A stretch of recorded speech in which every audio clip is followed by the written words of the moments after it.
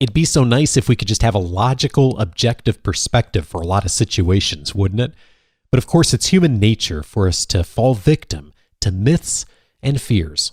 On this Saturday cast, the leadership lies we tend to tell ourselves and how to do better. This is Coaching for Leaders, episode 479. Produced by Innovate Learning, maximizing human potential. Greetings to you from Orange County, California. This is Coaching for Leaders, and I'm your host, Dave Stachowiak. Leaders aren't born, they're made. And this weekly show helps you discover leadership wisdom through insightful conversations. This is the monthly Saturday cast. About once a month here, I air an episode on Saturday that's a chat with one of our Academy members or listeners. The next regular episode is still coming on Monday, of course. The Saturday cast are sponsored and brought to you by the Coaching for Leaders Academy. The Academy is a year-long cohort of participant leaders who work personally with me to create movement in their leadership development and organizational results. You can discover more and get alerted about opportunities to apply for the Academy by going over to coachingforleaders.com/academy. And today I'm really excited for this conversation because it is with one of our longtime Academy members, and it really is going to bring us a perspective on so many of the things that a lot of us struggle with in leadership. And in fact, of course, many of us do tell ourselves lies in leadership and how we are progressing on our professional careers. Today's guest just really has such a wonderful and unique perspective to bring to us and some of the ways we can practically work beyond these lies. I'm so glad to welcome Emily Leathers to the show today. Emily is an executive coach and also a software engineering manager. She has led teams and advised other managers for many years. She's seen the difference of a truly passionate leader and what a manager can do to make their team work for them and the world around them. Like a lot of managers and coaches, she's also had a front row seat to the patterns that cause a lot of us as leaders to overwork and overstress, and also has noticed the lies we tend to tell ourselves that lead to frustration and impostor syndrome. She is the author of the guide, The 7 Lies That Cause Engineering Managers to Overwork, and she's also the host of the Emotional Leadership Podcast. And in addition to that, she's a member of the Coaching for Leaders Academy. Emily, I'm so glad to welcome you to the show. Oh, I'm so excited to be here. So this is going to be a little different conversation than sometimes we do on the Saturday cast. Oftentimes we talk about experiences of some of our members and just what they've learned. And I think we will get into a little bit of that, but you really have such a unique perspective to bring to us because not only have you been a member of the Academy, but as I mentioned in the introduction, you've been a software engineering manager for many years, and you also have a coaching practice. And so you have been coaching leaders for many years. You also have been so gracious to coach a number of people within our Academy community as you've been working on your own coach training.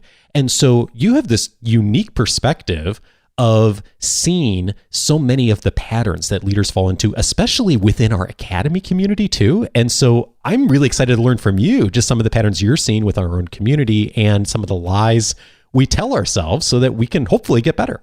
Yeah. So I think where all of this stems from is that we as leaders and as human beings tend to set a lot of rules for ourselves.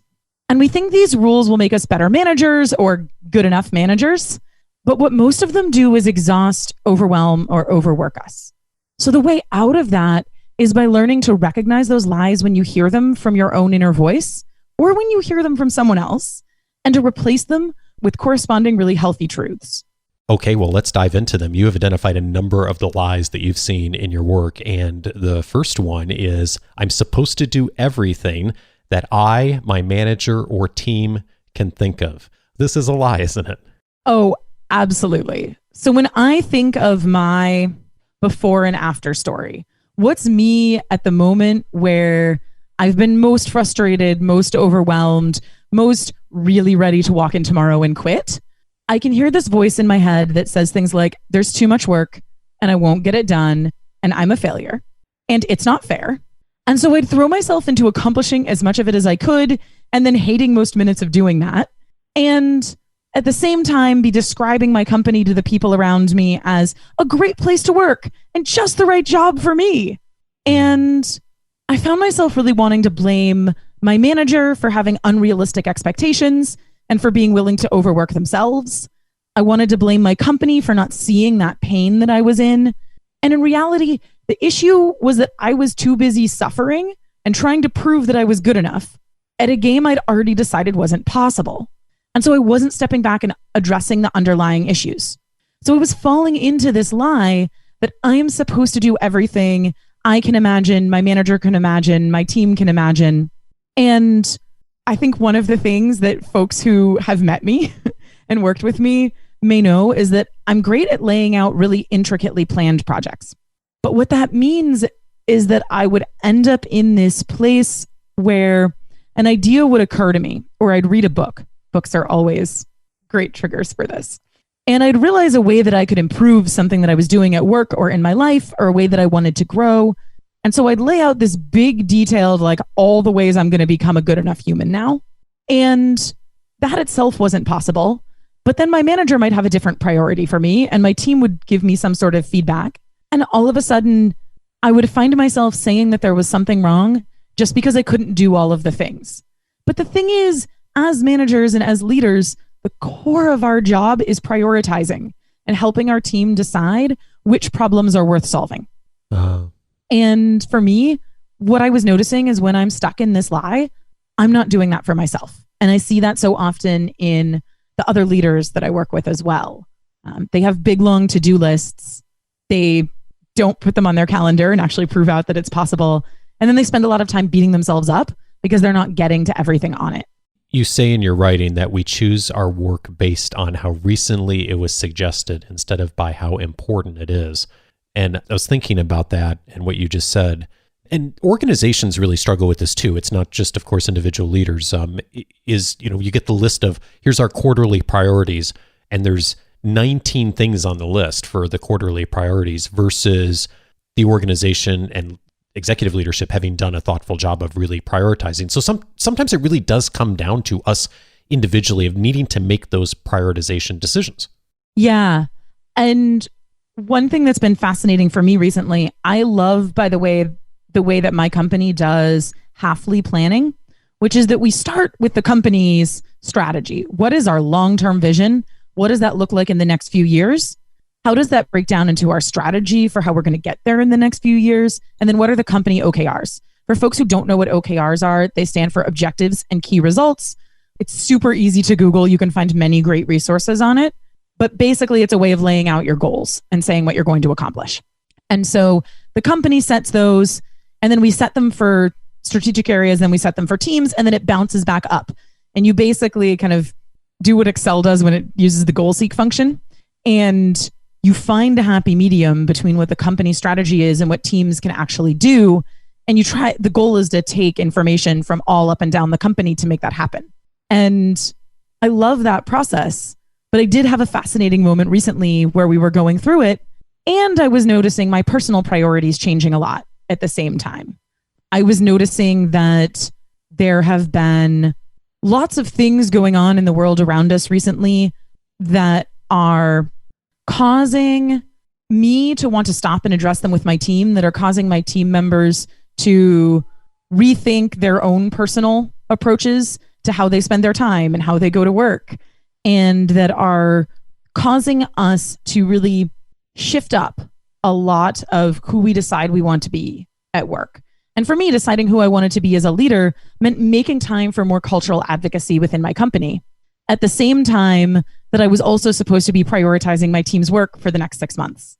And I found myself in this very meta moment of trying to decide, do I be the person that I want to be in terms of advocating for cultural change in a way that felt like there was this window that I'd have a much louder, much more effective platform in? And how did I stack that up against company-wide deadlines for this planning process? It's a really huge struggle that almost every leader faces, if not daily, certainly on a regular basis. Where have you come down on this, not only for yourself, but when you have leaders you're working with come to you and say, hey, there's 10,000 things on the list and I have time for just a handful of them. What practically do you find is useful to move past that place of feeling like you're just a deer in headlights and actually making traction on the things that are most important? I want to give you 3 answers to this one. The first is short and pithy. The second 2 are a little more actionable.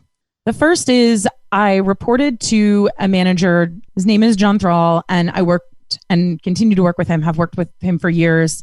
One day when he was my manager, we had a conversation and he said words that have just stuck with me, which is we have to be able to look ourselves in the mirror every morning. And for me, all prioritization actually just comes back to those words. And for me, that's about trusting my instincts, that I understand what's important to the company, to me, and in the world, and really loving my reasons for choosing what we do and for choosing what I spend my time on and what I help my team spend time on and what I advocate for getting done when I don't have the authority to just get that work prioritized by myself. So that's the first, that's kind of the pithy version, is we have to be able to look at ourselves in the mirror every morning. The second thing I'd offer is looking at the vision first. So often we see all the little pain points in front of us and we say, what could I be doing right now? But really the best way that I know of to prioritize is to start from the end goal you're trying to get to. Hopefully you have one. If you don't have one end goal you're trying to get to, that's fine. Make sure you have a stack rank of where is it that you're trying to get. And then make sure you have the clear ability to measure how far you are towards each of those. Ideally, this is numbers. This is something you can chart over time. If it's not, that's totally fine. Gut instinct is good too. And then look at how big those gaps are and really try to create basically the critical path from here to there for each of them. And then you can just walk down that stack rank order. And for me, that always helps me cut out the 40 to 80% of things that I'm thinking about that just aren't critically important right now. The third that I would mention is pay attention to why you want to prioritize something. And I think this ties back up a lot to that lie of I'm supposed to do everything my manager can think of or my team can think of in addition to everything I can think of. We hear directives from our company and we want to follow those orders. A lot of us have a lot of conditioning for all of our lives that basically tells us we want to be part of the group. And so when someone sets a very clear expectation and says, I want you to finish this project on this timeline, our first instinct is of course I will. I will not let you down. Yeah. But that's not what our company needs to hear from us. What our company and our managers need to hear from us is the same thing we need to hear from the employees we manage, which is, okay, I think I understand why that's important. Can you confirm that this is why that's important? Can you confirm that this is the end goal we're going towards? Now, based on what I'm seeing, here's how it fits with my other priorities. And I don't think it's the top one. In fact, I think it falls below the line, or I think we'd have to scope it down by this much to make it happen. And not being afraid to have those conversations and noticing that if your reason for not wanting to cut something or not wanting to scope it back is because you are really not relishing that conversation with your manager, or because you're not relishing the voice in your head that will tell you you're not good enough for getting it done, it's not important to listen to that voice and follow it. It's important to recognize that voice and decide that, in my mind, that's probably not a reason you want to follow for choosing to do that work. I'm afraid to say no is a terrible reason to do something. And we've talked about this on the show recently, that this is a real struggle for a lot of us of saying no. And yet it is one of the core competencies of leadership, of handling change, of setting a vision. And that means that we can't do it all. And so it becomes incumbent upon us. And if we don't do it, no one else will, right? We'll end up either overwhelming ourselves, our teams, and then not making progress on the most important things, or at least not making as much as we should. And we see this happen in organizations all the time, where everyone's really busy, but the organization isn't seeing meaningful movement forward. And it does really come down to that courage to have a conversation like that. Yeah, progress versus motion. We sometimes have a lot of motion with very little progress. One of the other lies that you've written about is that there's a timeline. And I was thinking about this one and thinking, well, that's curious, because of course there is a timeline in every organization, but I think there's a deeper meaning to what you mean by this, right? Yeah, absolutely. This is the shorthand I use for all of those moments where you can often recognize them with frustration or failure. Frustration when you have a conversation with somebody else, you're suggesting an idea, and they don't buy in the first conversation. And then you feel that little bit of like, no, they're awful. I don't like them, or I'm never going to get this project through. That's you implicitly having a timeline for how quickly you should be able to get this project prioritized, for how quickly you should be able to make this cultural change, for how quickly other people should understand that something you consider to be a really important value in your own life, in your leadership, for the company, for the world, is an important value from their perspective. Whatever that is, there's a lot of shoulds in there, right? And those are often a good signal that we have some questionable thinking going on. But a lot of these shoulds are, this should have happened faster. This also happens inside our own heads, which is, I should have been able to fit all of this into this week. Or I should have been able to write that email faster. Or I should be at a different place in my career than I am right now. I should be a director by now. I should have launched my own company. I'm falling behind. All of these things are variations of thinking, not only is there a set of things that must be done in order for us to be good enough human, good enough manager, good enough in our own eyes to not beat ourselves up, but that all of those things have to happen on this kind of invisible timeline. And I think this is one of the most hidden ones. We just judge ourselves as not good enough, and we don't stop to say the difference is because it's going to take 2 weeks, not 1 week. And is that really something worth beating ourselves up over? Yeah. And I was thinking about everything you just said in the context of one of the phrases I learned from Dale Carnegie of trying honestly to see things from the other person's point of view. And we do tend to, I know I do, and I see other people do this too. We tend to assume that whatever amount of time that it took me to do this, or that I thought this would take, is the amount of time that the other party is going to need. And sometimes it moves way faster, or sometimes it moves much slower than that. And I do find myself having a lot of conversations where we'll be talking through a situation in one of our academy sessions, or with a client, and we'll talk about, making a big change culturally within the organization, or trying to get someone's buy-in on something. And there's been a conversation about it, or maybe an opening to a conversation, but nothing happened beyond that. And one or both parties are frustrated because nothing much happened after a first conversation.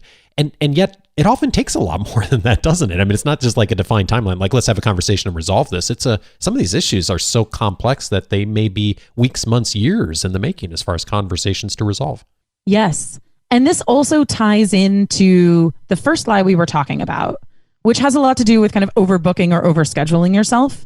Because one of the reasons very tactically in the moment that people get frustrated when a conversation doesn't go the way they wanted it to the first time was that in their head, they only carved out enough time to have one conversation with this person. And I think we have to often go in creating a little bit more space for ourselves. And that really starts to pull up all of our own thinking about what should I be able to get done.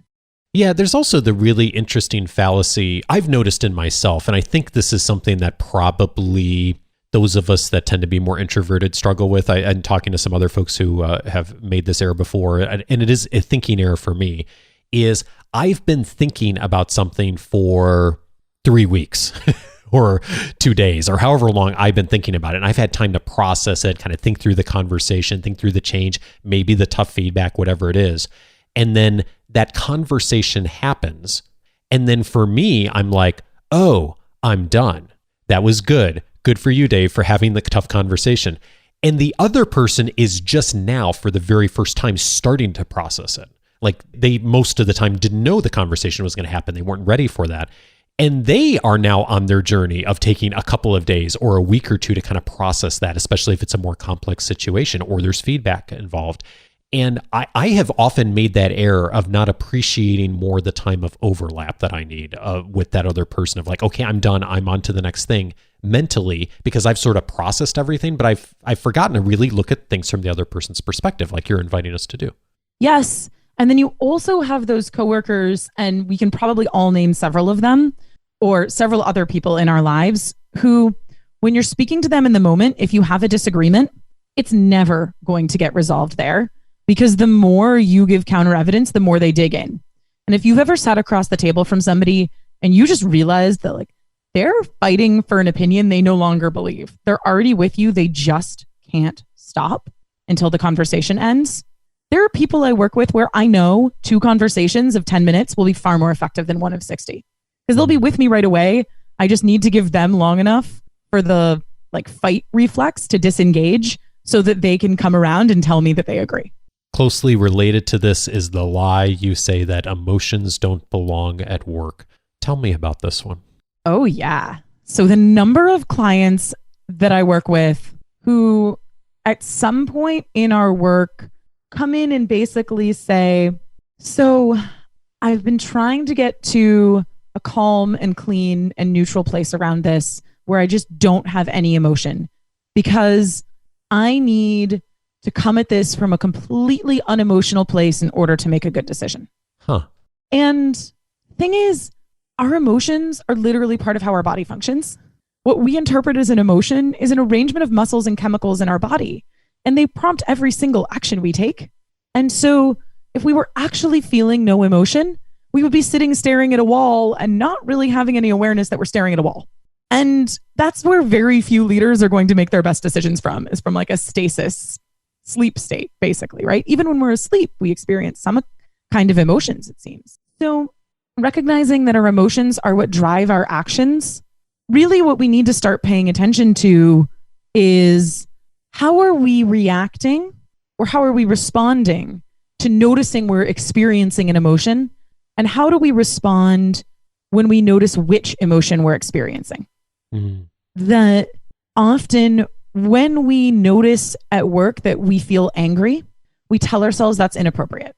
And I've actually got a podcast episode on anger. And what I love about Vivian Yang, who was the guest on it, she talked about how one of the reasons people don't like experiencing anger at work is that they're afraid that the way that they act when they're driven by anger will be behavior that they're not proud of, or will be behavior that makes somebody else uncomfortable. But the thing is, we can experience an emotion like anger and not throw any plates at the wall and not scream at anybody else. That's just reacting to that emotion. But there's other choices that we have. And the healthiest one of those is actually to let that emotion exist in your body for 90 seconds or however long it takes, and just let it be there without trying to shove it away, without trying to distract yourself, and without feeling like you need to act it out.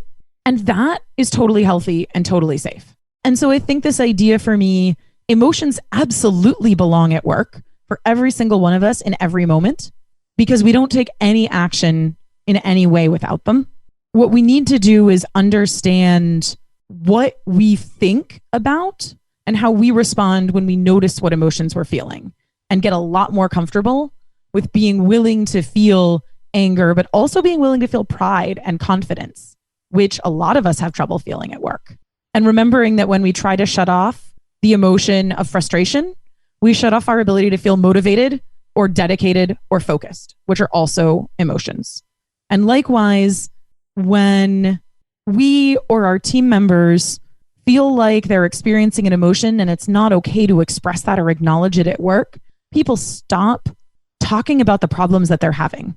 They stop raising the experiences that aren't working for them, because it's not okay to admit that you're frustrated because you're supposed to be dispassionate, or because it's not okay to tell your manager that you're unhappy, or that you don't feel confident, or that you feel discriminated against, or whatever else this emotional experience is for you, because we think that emotions are somehow a signal of someone who isn't professional enough. And I think that's just a super important lie to counter. I'm thinking about Lori Gottlieb when she was on the show talking about what do we do with our emotions, and making the point as a therapist that you can't just force your emotions to go away. Like you can hide them, you can cover them up, but they're going to come out at some point. And I think about this from a leadership standpoint, Emily, is that if the emotions are there, do I want people covering them up around me and not talking about them and just talking about them at the virtual water cooler, wherever? Or do I want to be part of that conversation? And most often I'm thinking, I want to know those emotions, especially if they are the negative emotions, especially if they're related to work and the team and things that are going on. I want to be aware of those things so that we can do something about it. And I even want to know if it's not necessarily related professionally. And not that we should bring everything in the workplace. Of course, that's not always appropriate. But I do want to know enough about the people I work with as human beings that when they're having a tough day, that they would feel safe, that they could bring that into the workplace, that they could know that they could share something like that and be a human being and not feel like they have to put on a persona. And yet, unfortunately, that isn't the case everywhere, as you just demonstrated in your example. And you write on this, learning to allow your emotions and use them to your advantage is critical for your success as a leader. And I'm curious, what have you seen work for someone as they became aware of this and started to actually allow their emotions to come in and utilize them? How has that helped? I can tell you one thing that's happened for me recently. I have a very different way of understanding the status of ongoing work than my manager does. And I had raised a project that was a concern for me in a way that we got the help that we were looking for on it, which was amazing. But it also meant that it became something that my manager was focusing on. And all of a sudden, I was being asked for very detailed numerical stats that in my mind were taking away from my ability to run this project because I had the information I needed to run it. And now I was trying to report on details for somebody else. I understood what my manager was getting at. It's really important in my mind as well to have a way to evaluate your progress on a project. And I think really what he was looking for was a simple indicator that things were going in the right direction or not, and that they were under control or not. But for me, I was experiencing these intense waves of frustration and not feeling trusted and feeling undervalued and feeling like this person didn't understand the broad variety of things I was trying to focus on. And I was so cranky, just so cranky. And the problem with that is that when I'm sitting there stewing and being cranky, I am not getting my work done. And one of the things that I did that got me over this, and this is something that I resolved recently, and I'm really happy with how it turned out. But one of the things that I did was just give myself a timer of 90 seconds to be as pissed off as I could imagine. Did I want to actually scream out loud or move my mouth like I was? Sure, that helped sometimes too. But give myself a moment to actually sit and experience that emotion and let it happen in my body and stop trying to shove it away. Because when we shove it away is when it becomes exhausting. As I think you were saying, like Laura Gottlieb said, those will come back to you. And for me, it was coming back 3 minutes later when I looked back at the stats and tried to pull the next one. And that was really ineffective. So sometimes just giving yourself space to have that emotion. The moment I started doing that, it took me like 3 hours to put together a much better format. It was super simple. I love the invitation to just, allow yourself to feel those emotions. And I also am conscious that, you're not saying, okay, you take the 90 seconds and go, yell at everyone in the conference room. It's, sometimes that's probably a lot of times it's in private, but it's just allowing yourself to be fully present with, this is really causing me anger right now, or this is making me really sad right now, so that you're not trying to force it away. You're present to it, and then it's working with your emotions and leading with your emotions. It's not leading because you're trying to put them in a box somewhere. Yeah, and it gives us the space to start being intentional and stop being reactive with what we choose to prioritize.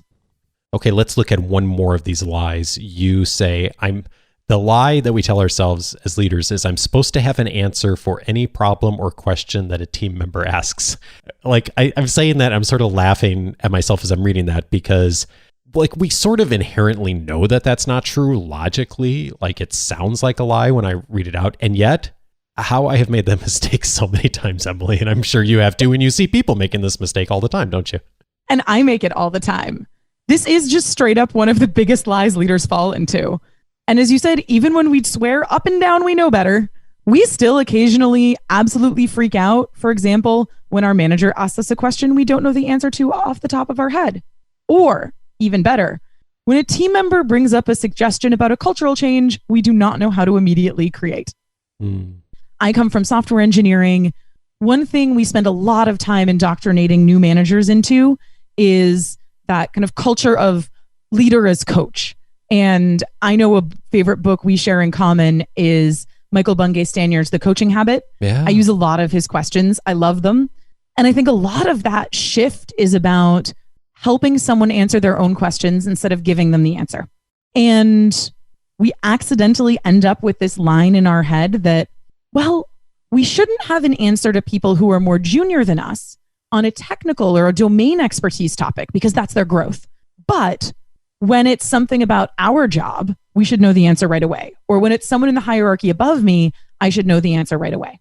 And I am a bad manager for not knowing immediately what the status of this ticket that's in my sprint is. And for folks who don't use Scrum or aren't in software, the idea of a sprint is that you set up a week's worth of work or 2 weeks of work with your team, and then you just all know it'll get done at the end of the week. And so often I trust my team will have the work done at the end of the week, and I don't actually know which work they've started and which they haven't on any given day. And that's fine. But if someone told me what's the status of this, often all they really need to hear is we have it in control. It'll be done by Friday, but I can watch all of my instincts flaring up. I don't know what the status of it is. Oh my gosh, have they started it? Have they not? Who's working on it? How far is it done? Is it having any problems? And I think that's where, even for those of us who are much more experienced, this one comes up all the time. Yeah, and this is one of those that kind of the smarter, more talented a person you tend to be, the more then you feel like you need to jump in and solve every problem that comes up too, because a lot of times that's what got rewarded in the last position or being an individual contributor is doing a lot of that and then turning into becoming in a leadership role where it's a very different kind of job. And I'm really interested in when you see managers, especially, managers early on in their career, when you see them start to get a hold of this and recognize it and then not jump in as much, what is it that works to help to begin to break this tendency a bit? Yeah. Honestly, this lie is just a specialized version of there's a timeline. And that's the thing that helps people break it the most quickly. It's when you stop believing a pair of sentences. One is that there's a timeline this question needs to be answered on. It's fine if it isn't 3 minutes. It's fine if it's 15. It's fine if it's an hour. It's fine if it's 2 days. It's fine if this person asks an existential question and neither of you know the answer for a year and a half. Actually giving that space in your head to not be instantly terrified. And for many of us have that fight or flight reflex kick in, or really fight, flight, or freeze when we face a question we don't know, because our brain has categorized not knowing the answer as danger. Whoops. So I think the timeline portion of that is really an important aspect of it. The other thing is the voice in our head that tells us there's something wrong because our employee has a problem and we don't immediately have an answer to it. And there's so many reasons that comes up for people. In fact, that notion that I'm supposed to anticipate and prevent all the problems my team might face is another one of these leadership lies. And the fundamental piece under that, I think, that happens in most people's heads comes back again to kind of the first two that we talked about. These are all interwoven, where we think we need to prevent problems because we're afraid that if a problem comes up, it'll be at an inconvenient time and that will give us a time crunch in the future. And therefore we won't be able to get to everything that we wanted to do. So now we have our timeline lie and our I'm supposed to do everything lie. And if that issue comes up in the future, if that problem comes up and we don't prevent it, that we'll have to think something that makes us feel bad. And I'm not only not supposed to feel bad because humans are supposed to be happy all the time, right? That's a huge lie. Right. But also humans are going to be happy 50-50. Like, just learn that if you're lucky, everything gets right, easier. If you're lucky. Yeah, if you're lucky. If you're lucky, you'll let yourself be 50-50. And notice when you tell yourself you're supposed to be 90% or 100% happy, and then you beat yourself up because there's something wrong with you that you're not, you're just chipping into the 50% happy.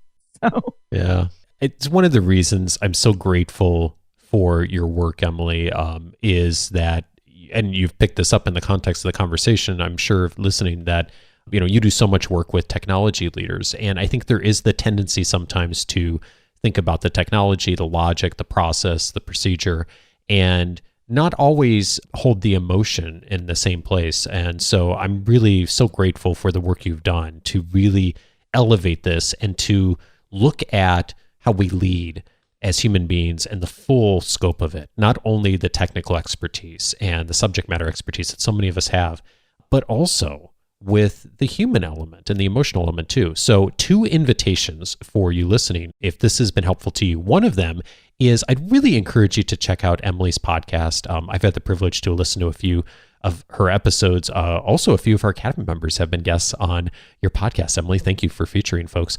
And it's just a wonderful conversation. It's especially focusing on technology, but there's so many aspects of it that'll be helpful for everyone, of really looking at the emotional side of leadership. And I love that you're having regular conversations with people on that and exploring that in such depth. So thank you for that. And then the other resource I mentioned earlier, the 7 lies that cause engineering managers to overwork. If you happen to be an engineering manager, I think this is a wonderful guide for you. And I'm going to set up a link at coachingforleaders.com/Emily, and you can get to it easily. We'll also have it, of course, in this week's weekly leadership guide and the episode notes, so you can download it. And we didn't have a chance to hit on all of them, Emily, but I think that there will be a ton of resources in there for folks who want to dive in on more.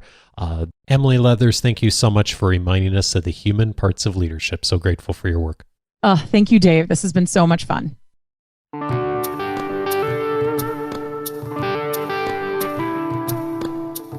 I think I mentioned early in the conversation that Emily has coached a number of our Academy members, and boy, folks always come back with rave reviews of her work. So if you happen to be a technology or engineering manager in particular, I think you'd find a lot of value in her report, The 7 Lies That Cause Engineering Managers to Overlook. That'll be available in the links in the episode notes. Of course, this week's weekly leadership guide as well. She also may be a great resource for many of you who are looking for a coach to work with you one-on-one.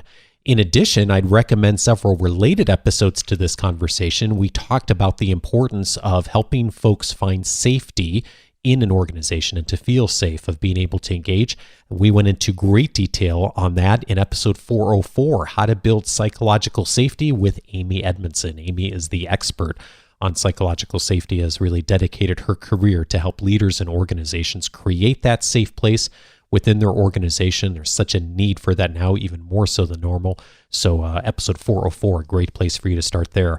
We also mentioned the importance of what to do with your own feelings and emotions as a leader. And if you're asking yourself that question, episode 438 would be a wonderful place for you to begin. What to do with your feelings. My guest on that episode was Lori Gottlieb. She is a therapist and walked through many of the resources and tools and thinking that'll be helpful to us on what to do with our emotions, when it makes sense to seek out someone else who's got the professional training to help you unpack some of that. So much in episode 438 that will help you there. And then finally, I'd recommend episode 458, The Way to Be More Coach-Like, with Michael Bungay-Stanier. Michael has been a many-time guest on the show. He is the best-selling author of the book, The Coaching Habit, and also The Advice Trap. As Emily and I discussed in this conversation, we do tend to fall in the trap, a lot of us as leaders, of wanting to give it a lot of advice. And of course, there's a time and a place for advice, but often there's an even greater need for us to step back and to do coaching and to ask questions, and the invitation as well from Michael on episode 458 for us to do more of that. All of those episodes can be found on the coachingforleaders.com website, along with all of the past Saturday casts where I featured our listeners and Academy members. You can look that up under the Saturday Cast section if you have your free membership set up. Just go over to coachingforleaders.com to activate your free membership. You'll get access to the entire episode library, searchable since 2011 by topic, all of the book notes of experts that I've had on the show. In addition, the member casts, the weekly leadership guide that comes every Wednesday, my own personal library with the entire database of everything I've ever recommended in the weekly leadership guides that come on Wednesday. You can search that by topic as well. Coachingforleaders.com is where to go for that. Set up your free membership and you'll be off and running with all those resources right away. And coming up on Monday in just 48 hours, I'm welcoming Laura Huang to the show. She's a Harvard professor and is going to be teaching us how to turn adversity into advantage. Join me for that on Monday. Have a fabulous weekend and see you then. Take care.